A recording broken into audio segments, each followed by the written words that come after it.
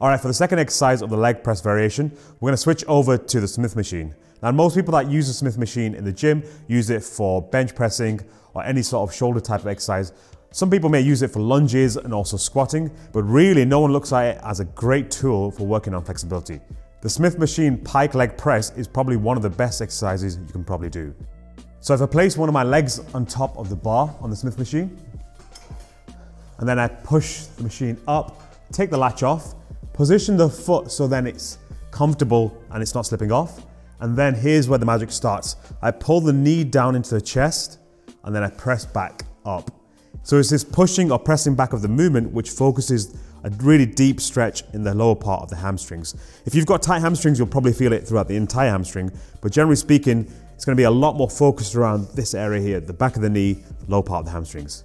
So again, I pull the knee down and then I press back up. Now the small little modification I make to this exercise is as I pull the knee down, I pull it out to the side as much as possible, which forces me into deep hip abduction. And then I press back up. So I pull the knee down towards the chest and then start to pull it out to the side.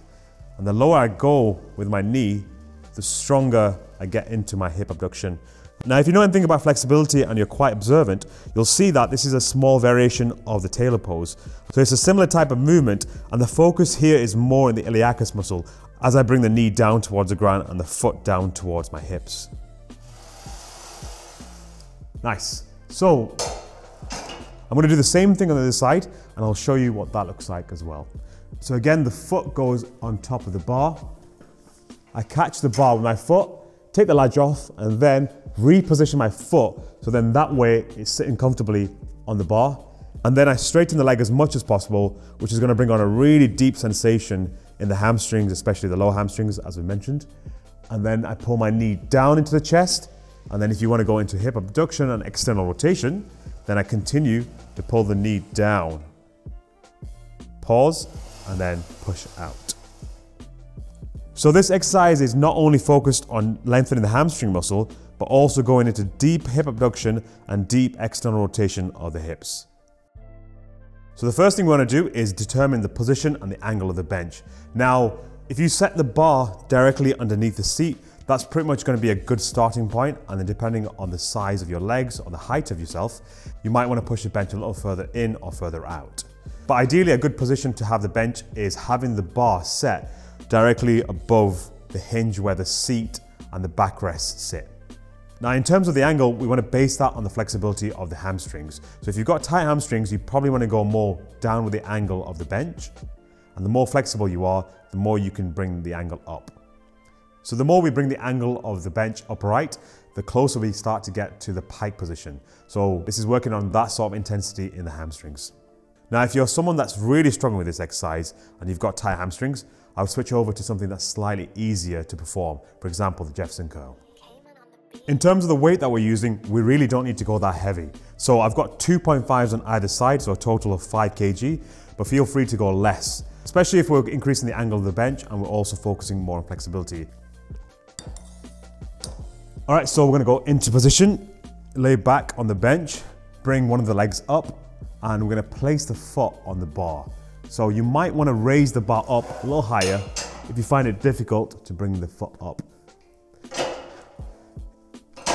In terms of the position of the foot, you wanna make sure that it's sitting around where the balls of the feet are or below. We don't wanna be towards the toes just in case the foot slips off. We take the latch off, I'm just gonna adjust it a tiny bit. And then here's where it starts. So I'm gonna start off fully straighten the leg as much as possible. And then I'm gonna pull the knee down to the chest, pausing for a second, and then pushing back up. Now, as I'm at this lengthening end range, I can also dorsiflex my foot slightly, so I'm bringing my toes down towards me, and this is gonna bring on a really strong nerve sensation down the leg. If you've got tight calves, you're gonna feel this in the calf as well. So just the smallest angle of dorsiflexion, and it's gonna be more than enough to feel that deep sensation. Push the toes back up, and then press back down into the chest. So we're gonna try and do about 5 to 8 repetitions, focusing on really trying to straighten the leg as you push the leg back up, and then bending the knees into the chest as you bring the leg down.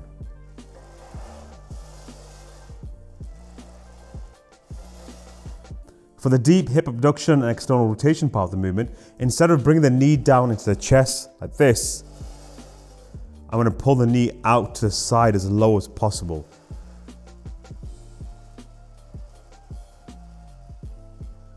Like this. So this is focusing on hip abduction, but more on external rotation. I can feel this in the iliacus muscle, the front part of the hip as well.